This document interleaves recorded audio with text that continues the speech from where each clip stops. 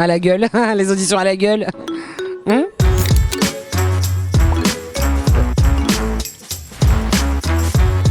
Ah ouais. Mais ça, je vous le dis, il n'y a pas une personne dans la rue qui m'arrête pas pour me dire mais pourquoi vous changez pas dans The Voice? Alors en fait, je vous explique. On nous demande, on se lave, ça se fait pas tout. C'est pas tourné en une soirée ou en une journée.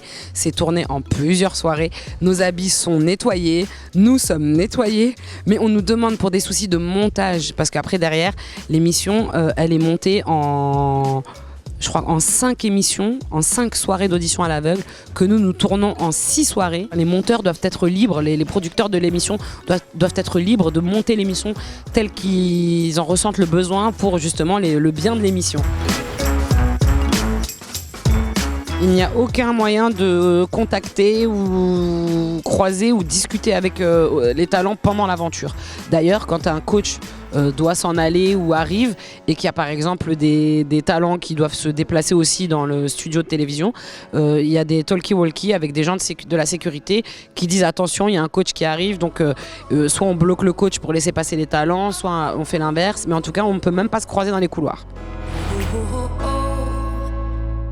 Non, les fauteuils sont tellement immenses, genre c'est Game of Thrones le truc, tu peux pas, même si tu te tournes à 360 degrés, 360 degrés, manière tu reviens à la même place, donc de toute façon, c'est un peu l'exorciste 360 degrés. non, on peut pas, il faudrait vraiment se lever de son siège et là ce serait un peu grillé quoi. Ils sont très confortables les fauteuils. Moi pour ma part j'ai de l'eau à la menthe ou de l'eau au citron, de la marque Evian, si ça vous intéresse. Je sais que Marc il aime le café. Lara, je crois que c'est des tisanes, du thé. Et Pascal, je crois que c'est de l'eau. C'est pas électrique, c'est simplement la vraie vie. En fait, on a décidé non, ça s'est fait naturellement, qu'on soit nous-mêmes, tout simplement. On avait envie d'être nous-mêmes. Je pense qu'on avait envie surtout... on s'est surtout dit, peut-être chacun de nous, que c'est quelque chose que l'on doit aux gens qui s'adressent à nous, qui sont ces artistes, ces talents qui chantent devant nous. Ils arrivent avec ce qu'ils sont, sans se trahir, sans nous trahir.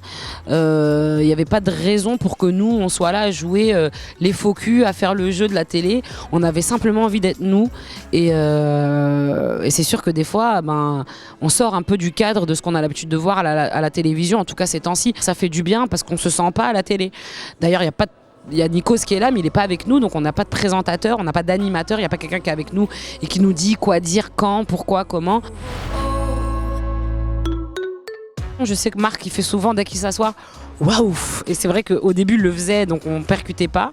Et puis au bout de la 52e fois, avant qu'un talent se mette à chanter, qui soupire avec son waouh! On s'est mis à rire comme des fous et puis après on a ri à chaque fois jusqu'à la fin, donc en fait ça peut pas vous faire rire et j'en suis vraiment désolée, mais pour nous c'est des souvenirs très drôles en fait, voilà. J'ai cassé l'ambiance, c'est pour ça que c'est fini. Bon bah salut hein.